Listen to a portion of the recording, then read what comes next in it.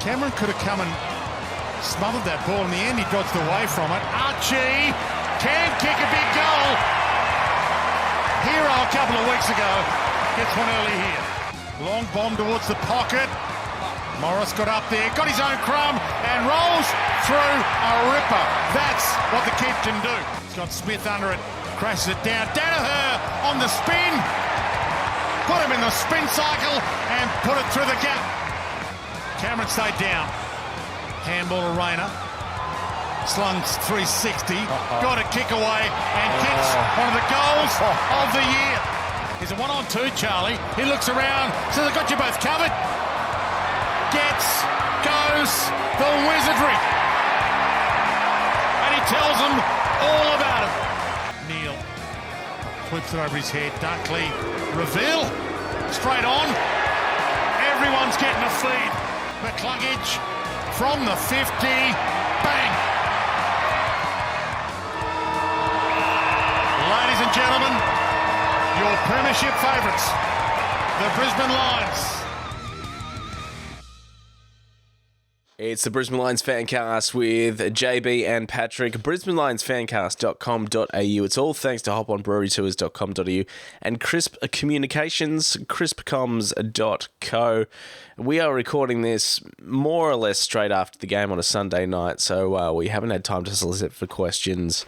I have a couple banked up, actually, that we've received via email and such, so we will get to those a little bit later on in the show, but a huge win against St Kilda. In fact, we only played them, 7-8 weeks ago, and the scores were 126 to a bit over 100. We basically scored the same, but we kept St Kilda to a very measly 39 points this time. We found ourselves outright second on the ladder, only half a game behind Sydney and 1%, which I know we keep reflecting on 8 weeks ago, Sydney were just tearaways, and now they're only half a game and 1% in front of us, whereas we were languishing in 13th. Now we are rightly in second position on the ladder after our 9th win in a row. Froggys' 200th game. Cam Rayner is finally finding the football that we all knew he could play. My goodness gracious me, where to begin? Book your grand final tickets? I don't know. Patrick, what a game. It was a pretty bloody good one. I got to say. There's a lot of superlatives you can go into, as the great Murray Walker would say, but we destroyed them around the ball. We destroyed them all around the ground, inside, outside, and on the score sheet. And got to say, a little bit disappointed not to keep them to 1 goal per quarter, but, stickler will be as it is. But, so happy for Ryan Lester. And I did send you during the week, Joel Selwood. He said something about he paid like a good credit to Froggy's game last week, and I sent that to you and said, good minds think alike, because I gave him my 3 votes last week. So, yeah. Now, we will chat about Ryan Lester, because I got a couple of questions about Ryan Lester later in the show, and the whole week's been about Froggy 200. If you've been paying attention to the BL Fancast on Instagram and Twitter, there'd be daily posts about Froggy this week, and it was really good to hear at halftime when Dane Zorko was interviewed by Sarah Jones. One of the first things that came out of his mouth was, it's really easy when you're playing for a guy like Ryan Lester, and whether that was the motivation or not, we absolutely took St Kilda to the sword, who have been in really good form. They've beaten some good teams, and, when they've fallen short, they've really stuck it to the likes of Port Adelaide and others along the way as well. So their form line's been pretty good. We had a couple of changes, of course. Harris Andrews came straight back in, and Eric Hipwood was a very late out. So the man himself, Bruce Reville, came into the squad, and I was a bit worried leading into this game, and I guess every win that compounds on each other, I get a little bit more worried that the luck's going to run out at some point, and especially with the way this crazy season is going. When Eric Hipwood came out, I was like, ooh, I remember the last time Eric Hipwood didn't play and our forward line looked so disjointed, but turns out absolutely no bloody worries. Joe stepped up, and one of the more pleasing things, Joe didn't play second ruck basically all game. Henry Smith took and it didn't seem to affect Joe's game. So that was a really pleasing factor in amongst the whole thing. Yeah, I was nervous for this game too, but I think it was an element of it had a bit of a Hawthorn feel to it, like just for inexplicable reasons that were obviously like Hipwood being out, laid out, and we were talking before. We sort of think that might have been almost planned for with Smith staying in.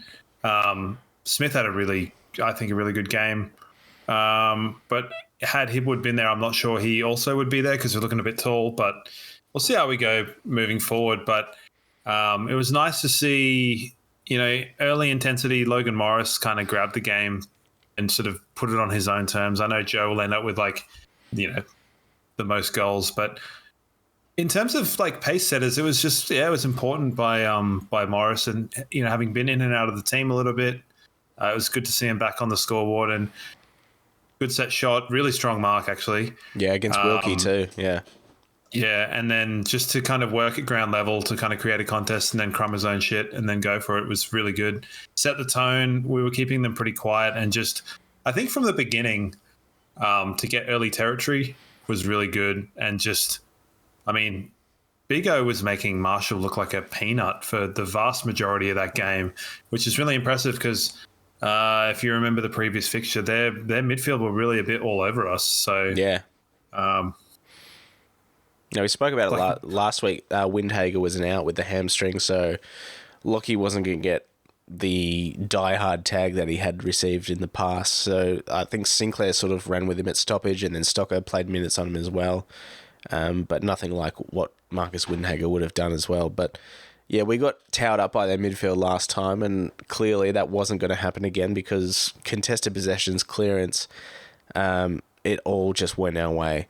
Nice and early on. In that second quarter, that pressure was just absolutely through the roof. I think Jack Rewalt read it out at some point. It was over 250. So didn't quite put the punishment on the scoreboard in that second quarter that I would have liked. But, beggars can't be choosers. We still ended up with an 85-point win. But I think there was definitely... I think it was, as much as anything, even though we weren't particularly punishing going forward, we were so stingy in defence. They kicked it behind in the second quarter. So it was almost as good for the will sapping of them. It would have been demoralising going in, having put in as much effort as they probably had. And then we sort of just went bang, bang, bang at the start of the third quarter. So how good?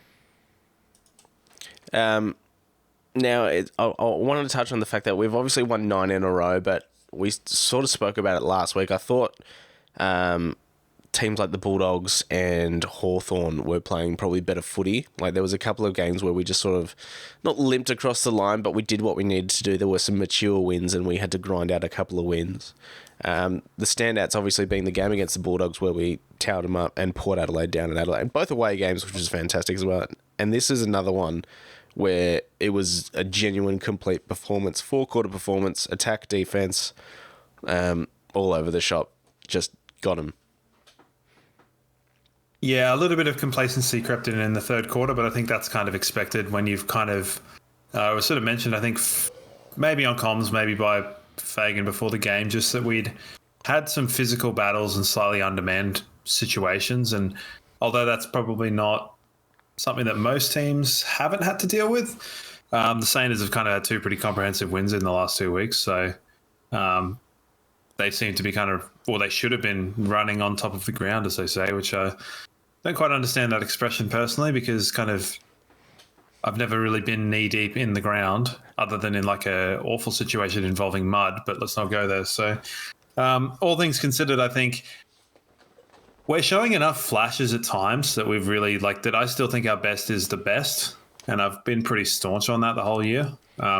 It's just been a bit patchy and there's been elements of the team defense, I think, that we've kind of really worked on. And given heading into the game, I think the idea of Sinclair and Wanganeen Miller were kind of scary prospects. Both of them Sinclair tends to be always in good form and Wanganeen Miller has been in some really good form too. So their back half game was a watch coming into it. And I think we handled it really well because obviously they didn't score very much at all. So they surely can't have scored very much from back half turnover. So that's a good way to stop it. Yeah, fair to say Sinclair's form, he had that I'm not sure if it was last year or the year before he had that real standout year, but he hasn't been able to replicate that since. Wanganeen Miller definitely had a great game last week. Yeah, he did some things here and there today, but yeah, I think it was all just too much for St Kilda today. And maybe it was a case of their luck running aground as well, and they were a bit burnt out from some pretty hefty performances over the last month or so, and they they phoned in today's game. But yeah, their loss definitely our win. We were having a bit of a chat about it before we got into the show today. Find ourselves top 3 for both points for and against. So that is that's done wonders for us. We gained about 5%. We find ourselves just 1% below Sydney, as I said just before, and really making a charge in the road to September, as Lee Montagna said on 360 last week, that it's very reminiscent of Geelong 2022, and we were one of the very last teams to come across that Geelong 2022 team that knew exactly what they were all about. So if that's anything to go by, maybe start booking some flights, booking some hotels. Just everyone can crash at my house. Okay, there you go. Open invitation to all Lions fans there as well. All right, where do you want to start with this whole thing? Because there's plenty to talk about. We also mentioned this just before we started recording as well. Votes are going to be very, very tough. Yeah, it's almost like an element of talking about people that could get votes but aren't going to, because it's like kind of impossible to give everybody votes. So I want to start firstly with Hugh McCluggett's tackling. It was fucking awesome. Yeah, and I said to you before, he wasn't, as noticeable with the ball, but he still had 28 touches and kicked a goal right on the end as well. But 6 tackles, and he's added that to his game. I mean, whether this is an exception to the rule today, but the knock on Hugh's always been, he's a great midfielder, but isn't hitting the scoreboard. His last 4-6 weeks, he's been doing that regularly. But tackling hasn't really been part of his game. But today, that was huge. He was like throwing Rowan Marshall around like he was nobody. He did a couple of good ones on Sharman. But unfortunately, he didn't get rewarded for any of them because, the way that rule is being interpreted at the moment is a mess. But, it is what it is. But, yeah, his tackling was amazing, set the tone really early. Another one that we talked about, Brandon Starcevich, I thought had like his best game possibly ever. High level of intercepts, really, really clean disposal, good in the contest, good spoils. He will be unlucky to miss out on votes, but we can't give them to everybody. So, although maybe he might sneak one. I don't know. I haven't figured it out yet. I'm still, even as we speak, I'm still tossing and turning between like 6 or 7 players to give votes to this week, and that is obviously a fantastic problem to have. Yeah, it's been good because he was such a kind of crucial lockdown defender early on in his stint down back.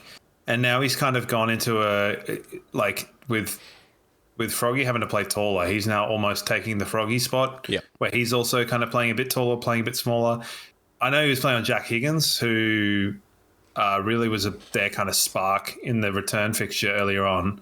So to keep him from 5 goals to no goals, and just to keep things ticking over, it was really good, really awesome. Obviously great to have Harris back, and he is hilarious. Him just sort of walking the ball over the line was funny and kind of classically him. I mean, how good was it to have Harris back? Honestly, like 14 marks, didn't miss a beat. We touched on it last week, and I had that sponsor night on last Tuesday. Had a bit of a chat to Harris, and I said, the first thing I asked was like, how's the head? And he goes, yeah, no, it's all good, ready to go. So fantastic for him to come straight back in, not miss a beat. And he obviously loves playing St Kilda as well. Yeah, there have been quite a lot of those games where it's like, nearly broken the intercept records and etc. But it was funny. I did like it on commentary. They were sort of talking about it. Someone kind of almost, sensationalist was like, who's their best player? Who's their most important player? And I liked Brownie's just level-headedness to be like, probably Harris Andrews. It's like, you bang on. He's so important. Like, I think there's a case that can be made, and although we did it last week without him, there's a lot of contributors forward of the ball and in the midfield where if one's not quite doing it, they can all kind of chip in and stuff like that, or someone else can lift. We've seen that with Rayner. We've seen it with McCluggage very early on in the season. But Harris, the stuff that he does down back is just like completely intangible. And it's like, someone said he's a multiple-time All-Australian. It's like he's a 2-time All-Australian that probably should be about a 6-time All-Australian. But, it's unfortunate. And I really am sure internally he gets the plaudits and accolades that he deserves. Well, he won our BNF last year as well, which is, there's your evidence right there. But yeah, you're 100% right. Go figure, having our BNF, Lachie Neale win the Brownlow, and neither of them being the All-Australian. So just kind of goes to show. I thought Kai, even though he didn't get the goals on the board today as well, his presentation, his tackling, he ended up with 8 tackles himself. He had a fantastic game. Archie chimed in. Berry was thereabouts. Ashcroft keeps building. Fletcher, probably one of his better games for the year as well. Bailey, as you mentioned, he's kicked his 3 goals. Wilmot, watch no one have a problem with his game. Wilmot again. No. He's just building nicely, Monty. Just going back to Lohmann, I remember there was a time he kind of tackled someone, got sat down, and then tackled them from the ground like a pair of mandibles. Yeah. It was great. I loved it. I mean, how about the fact that he went out for mark of the century, landed, got a handball, and got it back again, and just missed out with the score review, which was weird. But a big. He also mastered the art of teleportation, turning into Ashcroft. Yes. And Dwayne couldn't tell the difference. Just a note on Dwayne. He was spotted by the cameras actually at the game. Yeah, lovely. Which I never thought I'd see, but here we are. So that was nice to see. Interestingly, him being at the game, he didn't comment quite as much about the crowd, but maybe the St Kilda crowd weren't actually very hot. Yeah, I mean, I haven't read the match report or seen the press conference or anything yet, so I don't know about the crowd numbers, and people that were there will know. But it's always good. You can hear the crowd with Melbourne games, and I haven't been down in Melbourne for best part over 10 years now, so you can definitely hear on the TV. There is definitely a good showing.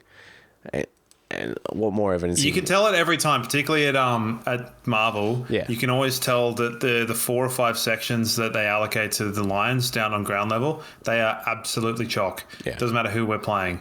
And it's if we're playing a team like we did, we've played St Kilda in some pretty fucking abject games in the past, but it's sparse, and then it is sardine packed in the line section, and it's always like that, and it's so impressive. So keep that up. Love it. But yeah, I mean, as far as other contributors, Zorko was always there. Dunkley sort of chipped away. Probably had a run with job, but maybe was Steele. Yeah. Yeah. He always kind of Steele sort of sometimes is good, sometimes is a bit shit. But yeah, really hard to kind of talk about anyone not performing. It's a sort of game where everyone basically was good. Even the ones that were barely involved were good. It didn't really matter if they weren't anyway. Jackson Pryor, unfortunate not to get a free kick for one of the goals they kicked because his arm was just about being pulled out of his socket. But alas. So largely a pretty bloody good game. Charlie Cameron as well. For me, he was kind of hovering around the votes until he got subbed off, because I think some of his pressure acts, it was good to see him get a little bit of reward for them as well, because there's a lot of times he does a lot of stuff like that and it just won't end up in a goal. So it was good to have him back getting a couple goals, and forward half pressure, forward half tackle is always good. So yeah, I mean, anyone else kind of make a bit of a splash for you? I mean, not so much. I mean, yeah, we've touched on basically half the team at this point, but yeah, you're right, Charlie Cameron, especially that one that led to one of Cam Rayner's goals where he tried to tap the ball sort of out in front of him to run onto, and it turns out there was just a bevy of St Kilda players there, so he couldn't quite get it, but never stopped. He tried to apply pressure on the first one. They dished off the handball to number 2. He just kept running, ended up forcing the turnover. The ball went to Kai. Kai sent it to Cameron, and we got a goal out of it. And that's all due to Charlie Cameron's pressure. And you saw Joe Danaher, when the celebrations were happening, run straight past everyone, go straight to Charlie Cameron and give him a big high five and a hug, because he knew that was the pressure act that led to the goal, which was absolutely fantastic to see. So a bit of a pisser that, Froggy's 200th game, we all would have loved to see the post-match celebrations and the cheering off, but, it's a Sunday last game, so we've got to go to bounce. We've got to see that, which is... have we seen anyone get cheered off this year? We've had Neil's 250th or 200th. We've had Harris's. We've had Frogs. Yeah. So we'll see. I don't think we've seen any of them live. So no, it's a bit of a pisser, but hopefully that will appear on the internet at some point. All the post-match gear as well, because the other thing as well, as they were sort of doing the wrap-up and Jason Dunstall's voice came over, you could see that Ruby Schleicher was gearing up for an interview with Ryan Lester and his daughter, and you're just like, well, what's the point of doing that if you're not going to air it live? Why don't they just put the bounce on another fucking channel? Why don't they get rid of the bounce? Like, no one fucking watches it, surely. Well, you made me watch 20 minutes of it because I was like, you ready? You want to do this in 10 minutes? You're like 20. And I'm like, fuck. To sit through, turn it up and shit like that. I mean, you didn't... no one had a gun to your head saying 20 minutes. You have to watch bounce in that 20 minutes. What else am I going to do? Like, literally anything. Yeah, well, I was sitting in a dark room waiting. So. Well, I'm sorry about that. I want to give a quick shout out to listener Lisa as well, actually. Just completely off topic. She said g'day to me at the sponsor night on Tuesday night, which was fantastic. So she obviously recognised me from the clips and YouTube and what have you. So she said, hey, you're the guy that does the fan cast. I was like, oh, yeah. And she's like, I was just listening to the Sydney episode here. I was like, wow, that's crazy. No one's ever recognised me from the fan cast. And I think she got a little bit embarrassed, but it was really nice for someone to say g'day and say that she listened. So a big shout out to Lisa and her friend Jen, who hopefully had a great night at the sponsor night as well. Got to have a bit of a chat to Kitty Coleman, who had a bit of a touch-up surgery, actually, throughout the week. So that set him back a little bit. Do you know if he's integrated more salt into his diet, given his propensity for cramps? Okay, fair enough. That would have been my first question, but it shows the kind of people we are. Well, here's hoping with you being recognised there, I will have a plethora of people recognise me at the Under-12s State Carnival that I'm going to in Geelong tomorrow. So we'll see. Oh, yeah. You never know. That's pretty funny. I just got to say as well, the stickers. Yeah. Chris Communication stickers, they are awesome. Yeah. Like, I actually stuck it on something. Yeah, and, it's really good. Where'd you stick it on? Just a case. Cool. All right. Well, if you want to get your own Brisbane Lions Fancast sticker, you can order them through the Brisbane Lions Fancast website, brisbanelionsfancast.com.au, and the links will take you through the Chris Communications website where you can order yours. All right, let's get into some votes for hopeandbrewtours.com.au. We've had a couple of tough weeks of votes over the last 9, but this is probably one of the harder ones, and hopefully we keep saying this for the next 3 weeks as well. I think surely we've got the same 3. I think so. Yeah. Like, I think we have to, right? Unless I've forgotten Rayner, 3 votes. Yeah, I think I got Rayner 3, Neil 2, and McInerney 1. Yeah. Well, I'm going to give Stas my 1, but Neil the 2. Yeah, that was the in or out. That's why I talked about Stas. I didn't talk about Yeah. So you had your opportunity and you blew it. Well, I mean, we can chat about them all now. I mean, obviously, there's been plenty of chat about Cam Rayner over the last 8 weeks, who is... I don't want to say he's finally become the footballer we all know, because there's every chance that he goes back into his shell next week. But the body of proof is there that he is putting together a really nice patch of football. He just breaks tackles for fun. He's hitting the scoreboard. His confidence is at an all-time high. He's playing some really, really good football and showing the promise that I guess we all we all thought we were going to see in 2017 when we drafted him, and he's shown flashes here and there, a game here, a game there, a quarter here, a quarter there, and obviously the knee. But now this is a really good stretch of football where he's consistently put it together for 4 quarters, hit the scoreboard, and yeah, it's a really nice timing heading into September as well. That goal he kicked in the pocket is the sort of thing where, like, if Dustin Martin or Tagoe kicked that sort of goal, or Petrarca, it'd be like, oh, there's no one else like him. But, like, Rayner does it, it's sort of like, oh, yeah, it's pretty good. But it's like, it's the same sort of thing. Not enough credit, I don't reckon, but he has actually been getting a bit of credit, so good for him. Apparently, he won some sort of golf tournament, so he's now, like... Yeah, I did see little bits and pieces about that. I'm in golf. I don't know what the Pro-Am PGA thing is, but I know very little about golf in any kind of sense. But given this whole PGA versus Live Golf kind of rivalry that's going on, the PGA must be in pretty dire fucking straits if they're poaching AFL players to be part of their tour. So let's hope that keeps him not in America in the off season. But no, very good game for Cam Rayner. But yeah, as you said, kind of one of many in recency. So yeah, excellent. Neil obviously probably unlucky to get it too. Yeah, I mean, and to be fair, I probably, if I didn't leave him out of my votes last week, I would have this week just to try and squeeze some more people in. But you can't ignore the numbers again. 33, 13 clearances, couple of tackles. It probably wasn't one of his better games. In fact, last week was probably better, but just can't keep ignoring those numbers. He's just, once again, putting himself up there in Brownlow contention.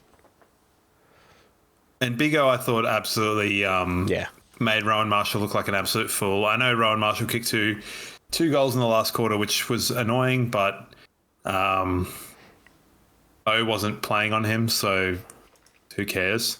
And, just the way that he was sort of moving him around. We haven't really seen that level of kind of physicality because Rowan Marshall's a big dude. And against some of the other ruckmen, there's been elements of O kind of throwing his weight around, but it's sort of almost been the other way around, But here we are. O had a great game. Lockie, obviously, question about that in a bit, but his disposal is so good. It's so good. Yeah. And it's so consistent. So I'm really happy that he's worked on that.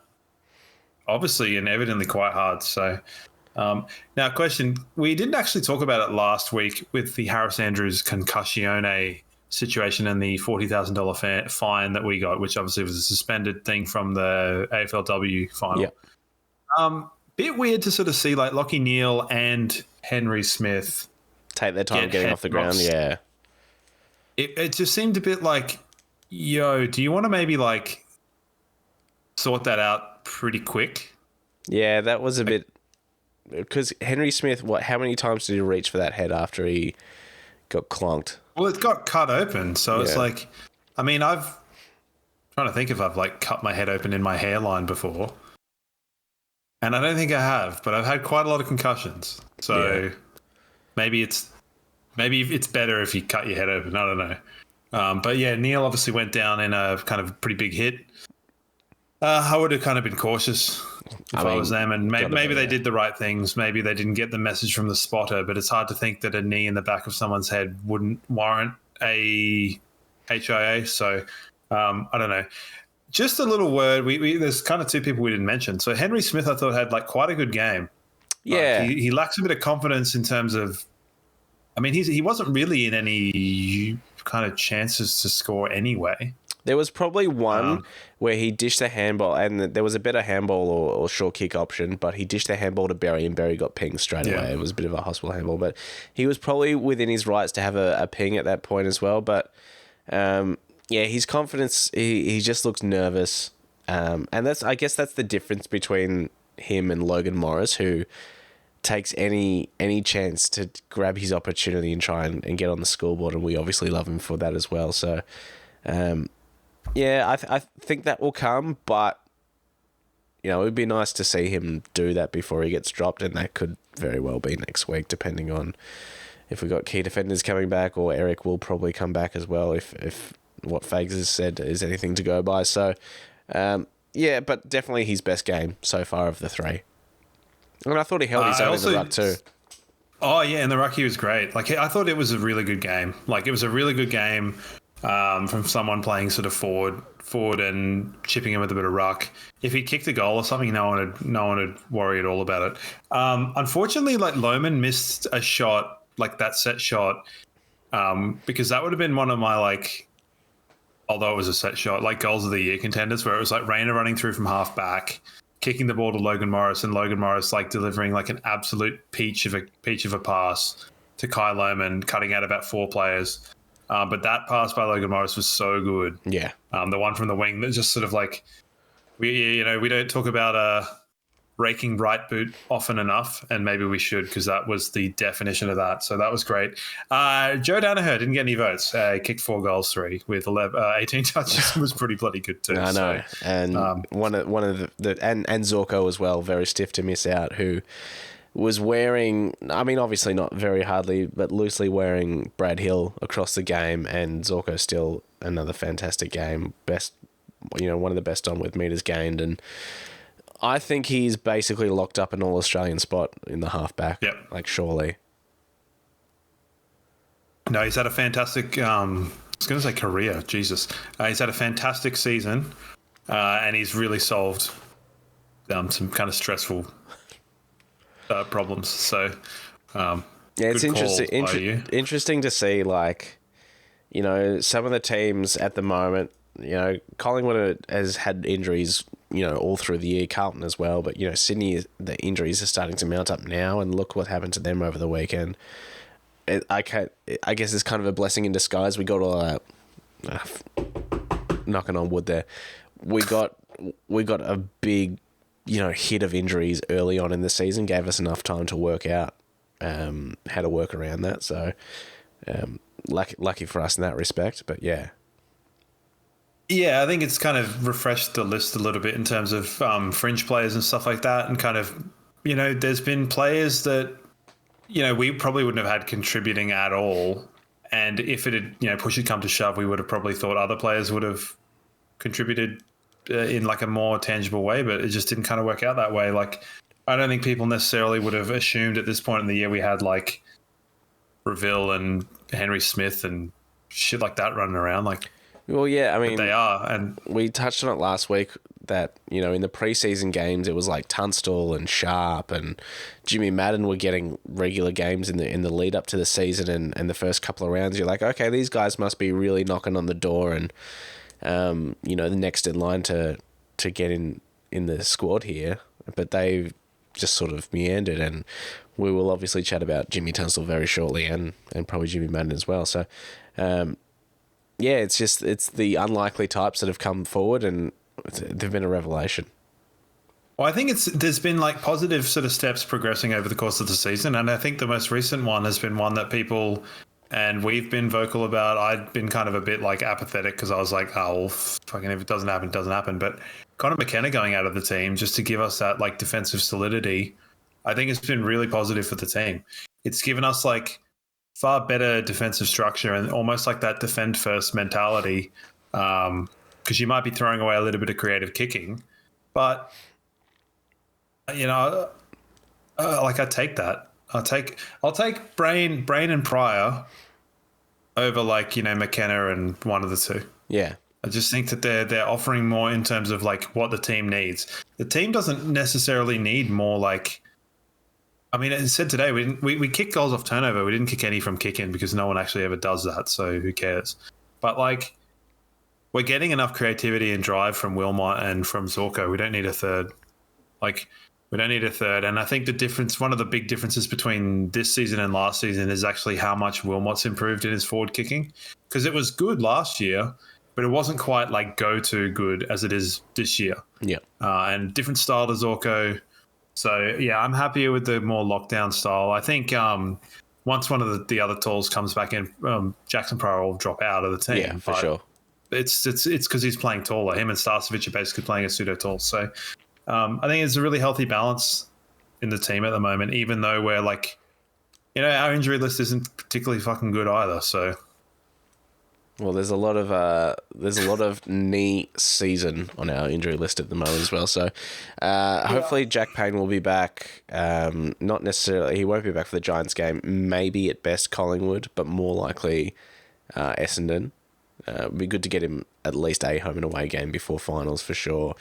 Darragh Joyce is still up in the air at this point, so yeah, it's obviously complicated whatever's going on with that jaw fracture. So tell me about the twos. Yeah, the twos never really looked threatened from the Carlton reserves, and they're towards they're bottom four in the VFL ladder. So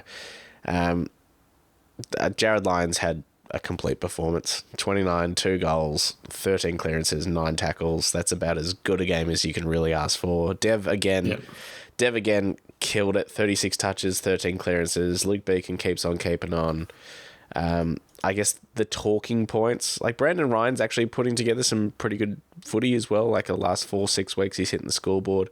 Darcy Craven had one of his better games as well. But the talking point is Jimmy Tunstall, who got stretchered off after a pretty horrific collision with an umpire where I think a Carlton defender just did a dump kick out of the back line. Jimmy Tunstall was ball watching, umpire ball watching. They both just clashed into each other, and neither of them really got up. So it was pretty distressing to watch. So still waiting on an update at this point. It's 20-9 on a Sunday night. So hopefully it's just 1 week. But at this stage, I don't see Jimmy cracking the senior team at this point. But he's obviously been a very handy VFL player. So just fingers crossed that he's okay more than anything. I'm kind of keen to see vision of that, just because I've been quite critical of the umpires and their positioning over the course of the season, because it's not really been a thing that we've really heard too much about prior to. There's been very few and far between. But I just think the lack of awareness from umpires is like. I don't get. I'm going to go off on a rant a little bit here, but so you've got 4 umpires now. Yep. Why is it that the guy that bounces the ball or throws the ball up is the one that is required to then adjudicate the contest around it? Why can't you go, okay, you just throw the ball up and get the fuck out of there and let the other guys adjudicate that area, and then because that's the same number of umpires you had anyway. So why do you need to be backing out and reduce the amount of focus that they have to have? Give them a bit more game awareness. I don't know. And I'm not saying that this is what happened when that happened, but the amount of times that the umpires are cutting off 45-degree kicks and stuff is just, I don't know. Get out of the way. Jimmy Madden finished the game in a tracksuit, but I think he was sort of one of the first call-ups for the seniors, so that makes a little bit more sense there. The more worrying sign was Carter Michael, who ended up in full civvies by the end of the game and only finished with 3 touches. So don't know what the go is with him at this point, but I mean, surely not another injury to this poor bloke that cannot catch a fucking break.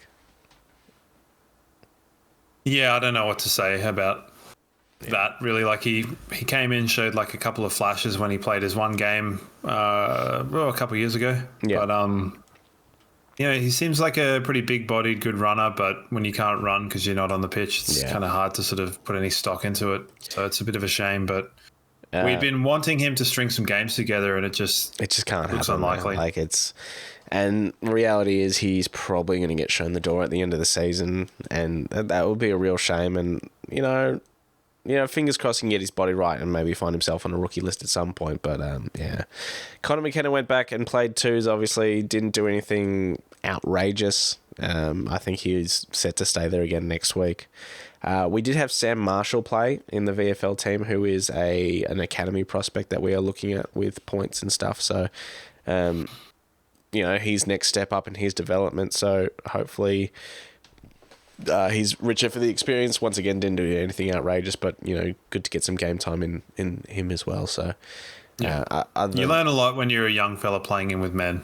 It's a big difference to playing TAC Cup and stuff like that. And it was good to know during the week that the drafting kind of situation got kind of nutted out a little bit more coherently. So we will have access to our academy picks and to Ashcroft for this year. Yeah. I'm not super sure how it is going forward, but just a slight aside to that, with St Kilda being the biggest ones with like a bug up their butt about that, like they did have quite a few guys that are like academy next gen players that were playing, and it's like, what? Like, why have you got a problem with it when you've got like Owens and Filippo and that new guy and stuff like running? You wouldn't have had them. Yeah. It's really pot kettle black kind of annoying stuff. Like, it is a bit of a, and don't get me wrong, I obviously love the father-son. I'll always have, because I'm a footy romantic and I do love that side of it. And, I love seeing Riley West play really good footy for the Bulldogs at the moment, because Scotty West was one of my favourites growing up. It is a bit of so that's why. Gotcha, okay. But it is a bit of a piss take that we may push deep into finals again and then still potentially get the number one pick in Levi Ashcroft. That I think Cal Toomey put him as the number one.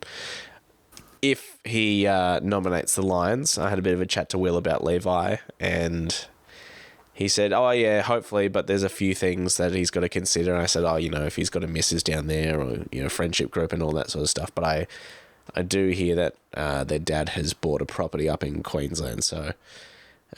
yeah, well, I suppose it's not too dissimilar to like when Richmond won the flag in 2017 and then Tom Lynch decided to go there, like it's a free agency. So there's problems all over the place if you look at it. There's nothing to stop good players. Like, I think Eddie Maguire said it quite soundly, where he's like, if you want to make it entirely fair, make it entirely fair.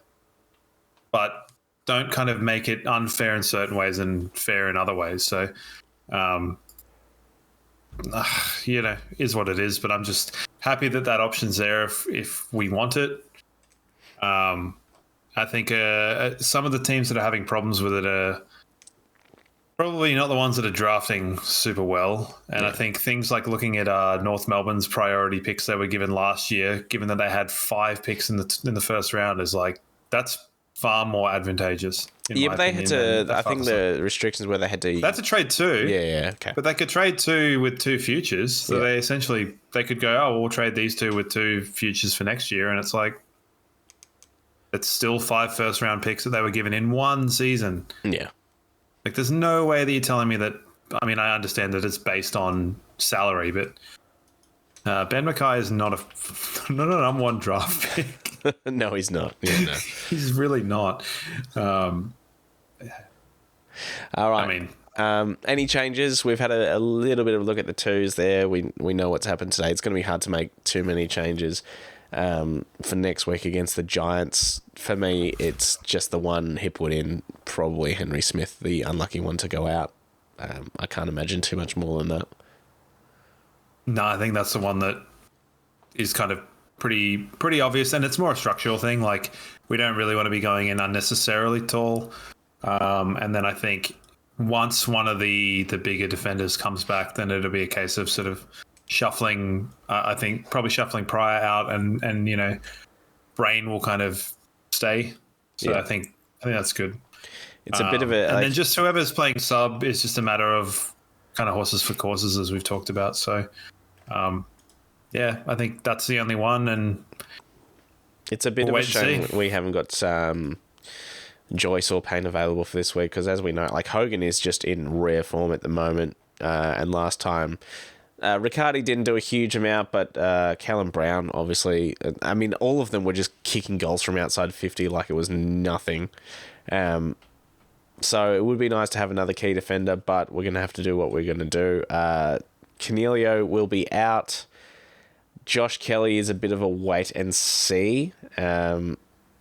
He's been battling with that calf for quite a while, so he was... The only positive is Callum Brown, basically after he destroyed McCartney, he basically hasn't played. Yeah. Like, I don't know, that's got to be one of the biggest fall-offs of the year, Callum Brown. Like, because we were saying in that game that he's possibly the best kick in the AFL. He's so pure on his kicks.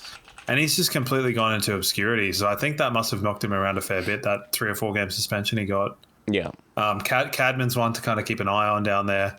Well, Callahan was the one that killed us last time as well. I mean, they all did, but Callahan last time, their drive off half back, and those, that Darcy Jones and that whole lot really just made us look silly. That whole orange tsunami just moving forward with handball made us look so pedestrian.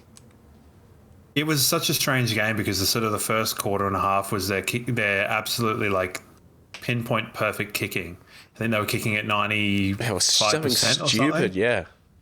And then once that dropped off, their run came in, and I don't think Finn Callahan's played a better game than that, and he's almost not played anything close to how he did in that game. We were in a bit of a weird time at that one, but yeah, it's weird because you're almost sitting there looking at it going like, who would play really well on Hogan? You're like, maybe Starcevic because he's kind of bigger bodied, but then you're like, oh, Starcevic should play pretty good on green, and then you're like, well, Cadman's around, so it's. Yeah. Hogan's a bit of a scary one because it kind of strikes me a bit like that Tom Hawkins, Harris Andrews kind of matchup of old. Yeah. Or like the Alistair Lynch, Dustin Fletcher type one where like you can be the clear best fullback in the competition, but Lynch is going to bench press off you and kick 6 goals. So we'll just have to keep an eye on that and maybe focus more on the supply than anything because Hogan is making the best of a lot of bad situations. I can tell you that. He certainly is. It's going to be a tough one, but I'm looking forward to it. I'm just, if nothing else, I'm really looking forward to seeing where we are, the difference between round 7 and now. I just was looking at their team, and I don't know where my head's at, but I saw McMullen and read it as McMuffin, and was like, they got to. Oh dear, it's actually quite one for like youth in this game because they got quite a lot of young players that are like. Yeah, just sort of chilling out. Like Darcy, not Burn-Jones. You got Fonte, who's pretty good. He's quick. Plus others that I can't be bothered thinking of. But yeah, probably McMuffin. He's probably first. Oh dear. I got to admit, in that Sydney game, I forgot to send you a classic picture of Mitch Georgiadis as a hamburger, which I've been doing kind of periodically. I do like that old burger face. Apparently that got you in the giggles a few weeks back. So, 100%. All right, should we get to some questions for Crisp Communications? What do we got? Well, I've got 2 from last week, and one is literally come through in our speak pipe from Ben, and I haven't heard it, so I haven't proof checked it, so we're going to go with that live. But the first one was from Ross, and it was about Froggy. He said, do you think Froggy is a Scotch man or a beer drinker? And if he's a beer drinker, what type of beer? So I'm going to go very literal here. I reckon that Ryan Lester enjoys a crisp, beautiful 4X Gold. He does seem like a no fuss, no muss type operator. And that's obviously the way he goes about his footy and his career. And so he probably is just like a whatever's on tap type of guy. But I just say, I'll get a house lager. Yeah. And if you've got 4X Gold for the sponsors, then I'll be going that one. I reckon he does lash out on a Scotch though. I reckon he probably might have a cheeky little quiet Scotch tonight for his 200. We're gonna have a bit of green label. Green, hello. Yeah, well, Frog green label. for frog. Yeah. I did notice that there was absolutely no green in the crowd, so the call to arms did not work. I had a couple of people say they were going to do it, but yeah, it was always going to be a long shot. I mean, in all fairness, I was going to wear some green clothes for this cast, and Nice. I was like, I don't own anything that's green, so I literally was like, oh, I was considering putting one of those like green like grocery bags over my head, but thought that might be a bit much. So we got an email from Barnaby who got in touch via the website. oh, Joyce, Dara Joyce's dad. Oof. Barnaby says, "G'day fellas, love the pod. Thanks, Barnaby. Which current Lion, age 25 or younger, would you most want to be your stepdad and why?" Stepdad Yep, or stepson? stepdad. So don't think about it too much. I'm really thinking about this a lot more than I should. Yeah. So it would be if I had a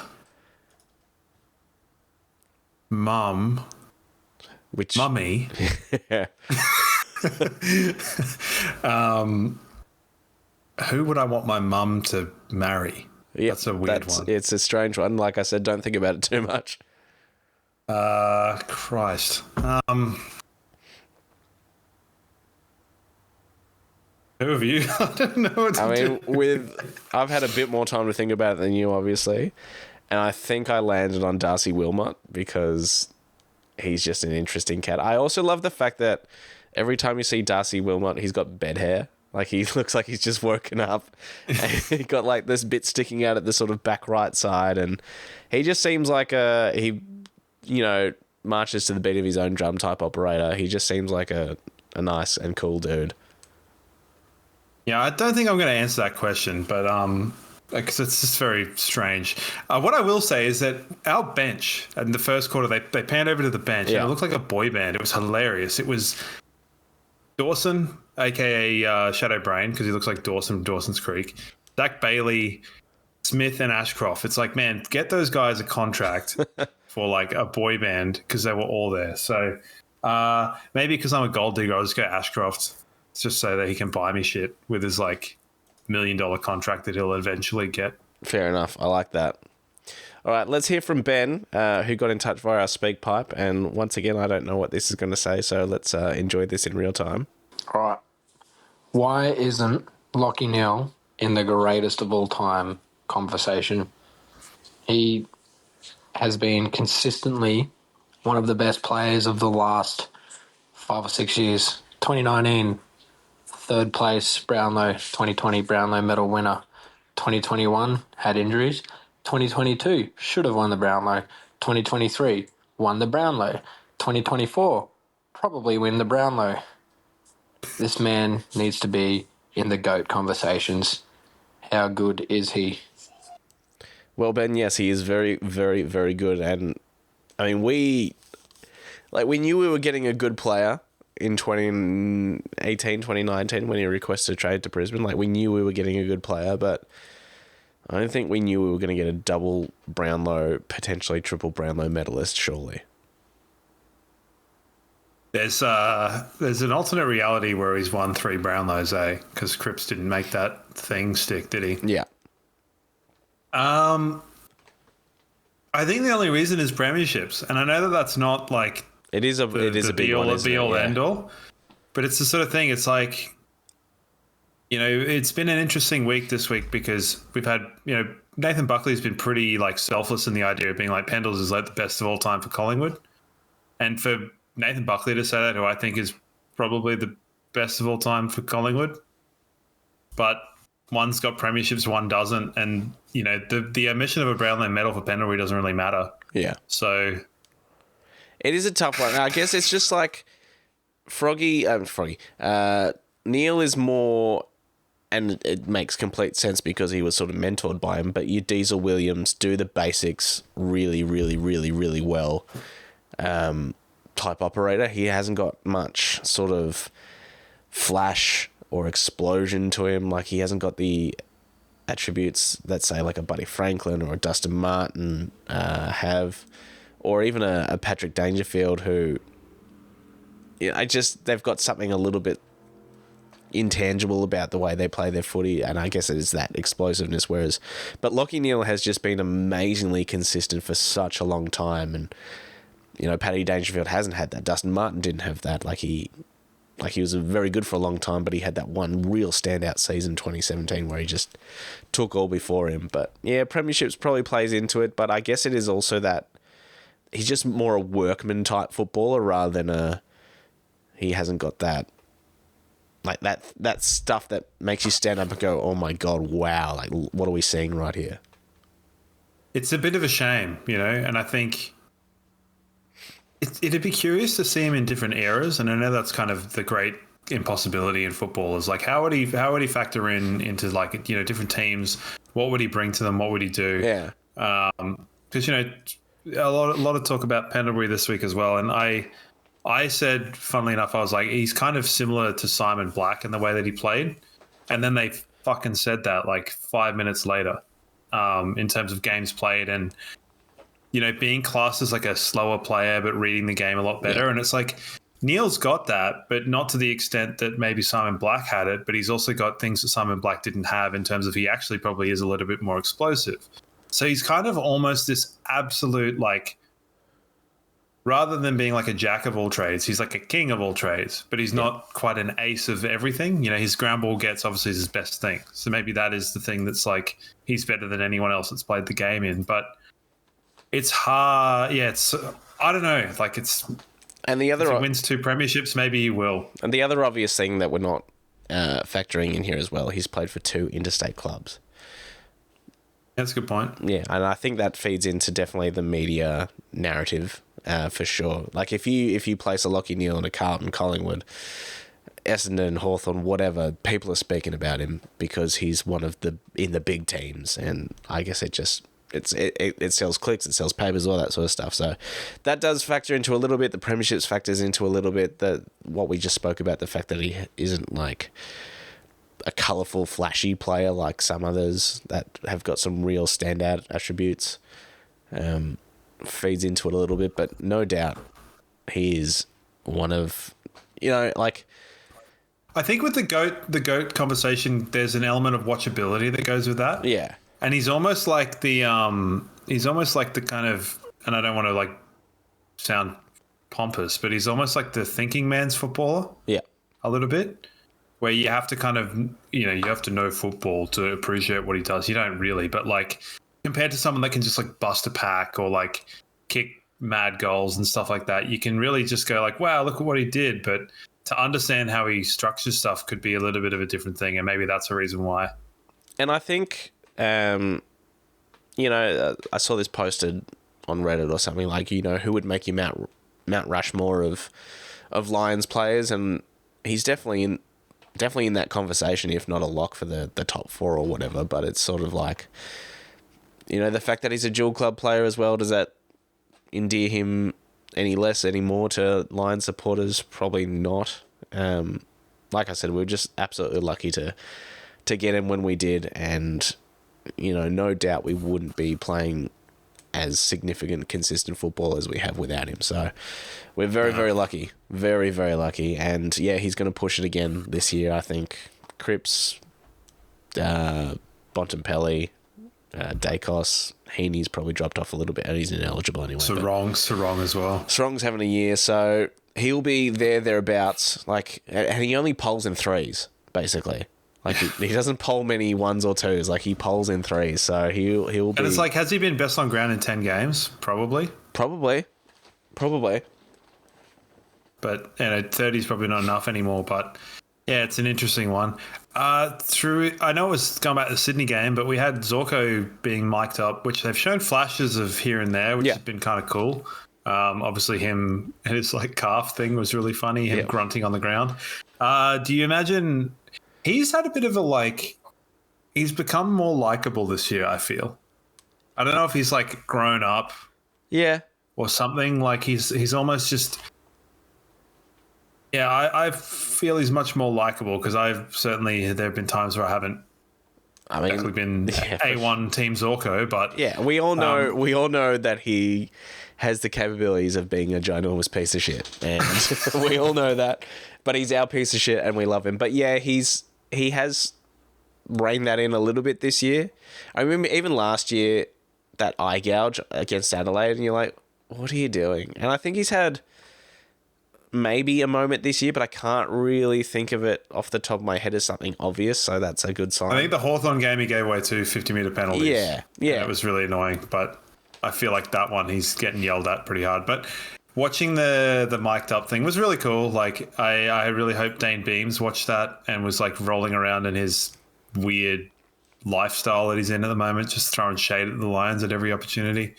But don't worry about Dane Beams. Yeah, it was cool to watch. It made me think of it because obviously we got Neale and the Beams kind of handover, so all well and good. Yeah, how good. Mount Rushmore for Lions be difficult to do because there are lots of worthy ones, and nostalgia is just such a kick in the teeth that it's hard not to. Yeah. I mean, for exercise sake, and we'll spend a couple of minutes on this. I mean, for Voss, Black, Brown for me as 3, and then the 4th spot sort of open for discussion, and Neale has definitely put his name right up there for sure. Yeah, it's so tough because you're looking at it going, I mean, it's hard to not go like Voss, Black, Brown, Ackermanis for me, because I love Ackermanis. He's still my favourite player ever, and I understand that he too is a piece of shit, but I still think that he's possibly the most watchable player that's ever played, at least for the Lions. Yeah, I'm not saying that it's compared to everything, but then you look at it and you go, who are some other pretty like important, crucial players for the Lions? And you're like, Rich, Zorko, Lockie Neal, obviously. Like Charlie Cameron's done a lot in his time here. And then players going forward and stuff, it's like, oh man, this is tough. Yeah, it is tough. Like Nigel Lappin, stiff not to be on there as well. Alistair Lynch. I thought it was Lynchy. Like I thought it was actually quite funny on commentary because obviously Jack Rewalt and Brownie being there, and they were talking about tackles broken and when the stat came out. Yeah. And Jack Rewalt was being a bit smarmy about it, that Brownie had never broken a tackle in his 4 years of the stat. And I was just waiting for like Brownie to be like, oh, how many times were you leading the Brownlow as a forward?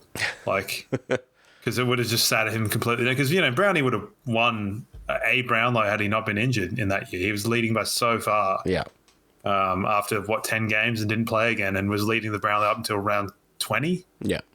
So it's like bit of a shame, but I just you plays Jack. I mean, Jack Rewalt's.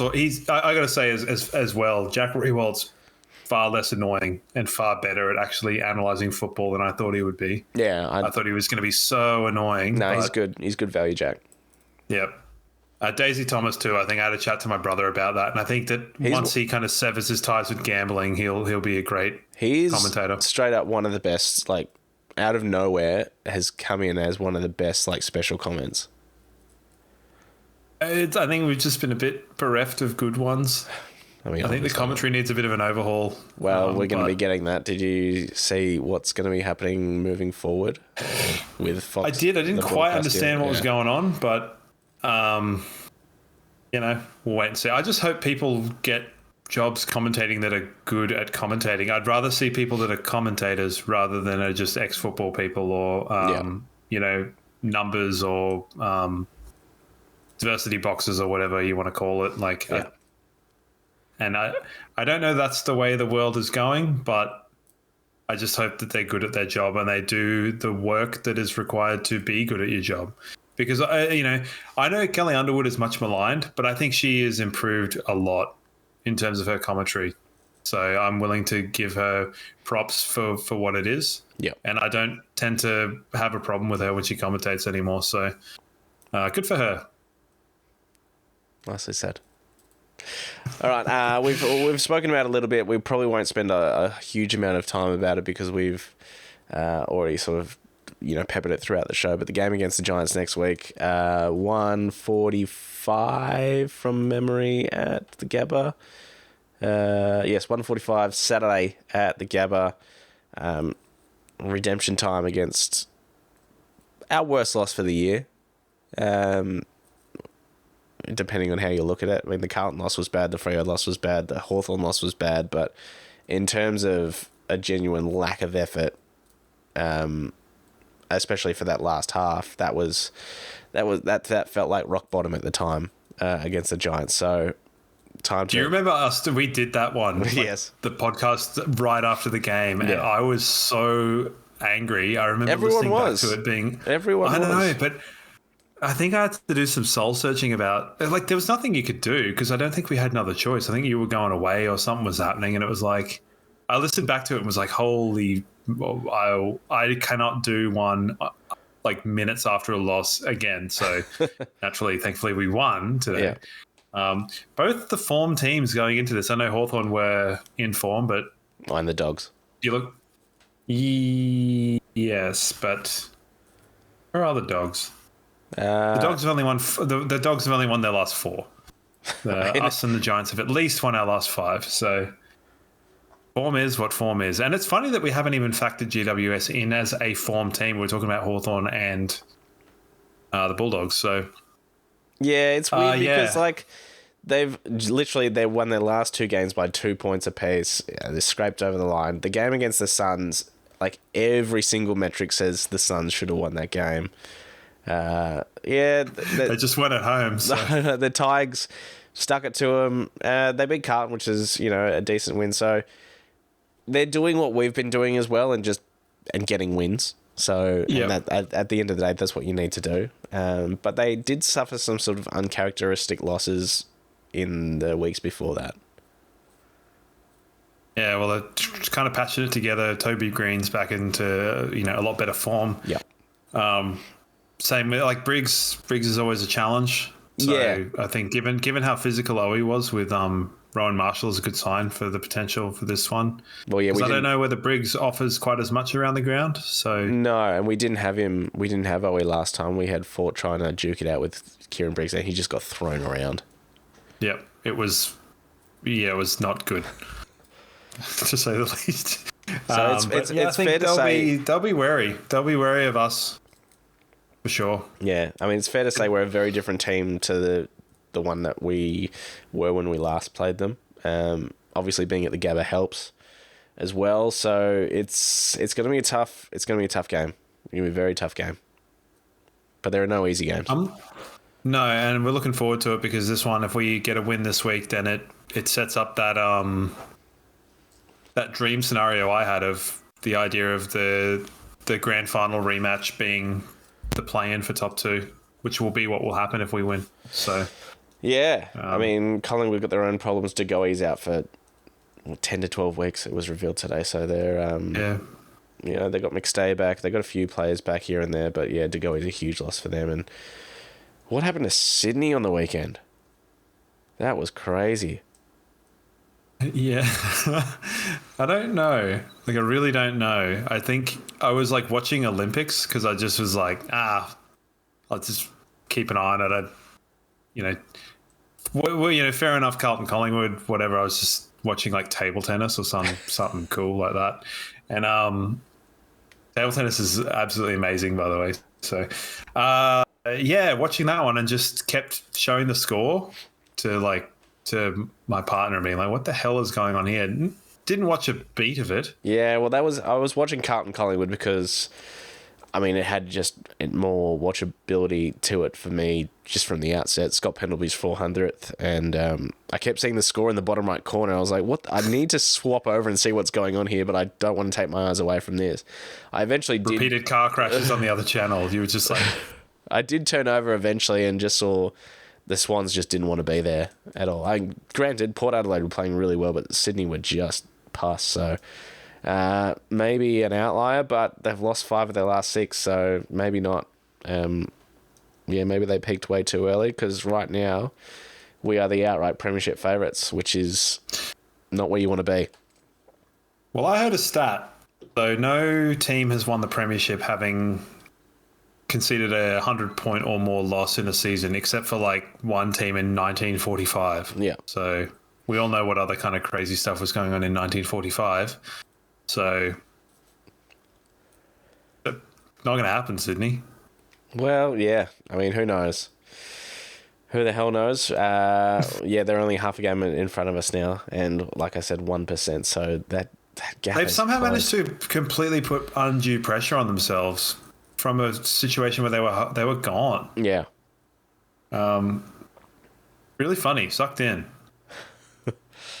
Sucked in. 100%. So, And they haven't got an easy run as well. Really, like they've got Collingwood this week, a resurgent Essendon, and Adelaide. So they'll probably be fine, but they might not. They might not.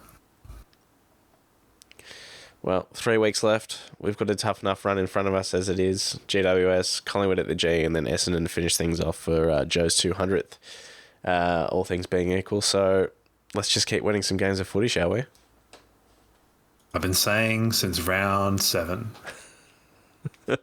Just win the game. And yeah, look, just win the thing. Just do it. And look, it's worked. It's worked. So just keep winning the thing. We'll be back next week. 1 week at a time, and just keep regenerating and going, and here we are. We'll be there. Or thereabouts. We certainly will. We'll be back next week with the Brisbane Lions Fancast. Make sure you give us a like, subscribe, rate, review, all that sort of gear. Check out their social media pages. Go to the website. Check out our sponsors as well. Hop on Brewery Tours and Crisp Communications, because without them, they're helping keep the lights on and paying for the podcast hosting and basically all that sort of stuff. So they've really helped out a great deal, and they do fantastic work as well. So huge shout out to those guys. Huge shout out to you for listening and making this all worth it. And a huge shout out to Froggy Lester for being a genuine good bloke. I thought you said shout out to me, as in like me, like you, me. I was like, oh, thank you. And you too, Patrick. Because no one wants to listen to just me. Yeah. I mean, I did the first episode. And then you're like, you know what would make this better? The thing we talked about 2 years ago, me and you, and how terrible that turned out, because here we are still, but, you know, it's all good. Beauty. We can cut all of that out, or we can leave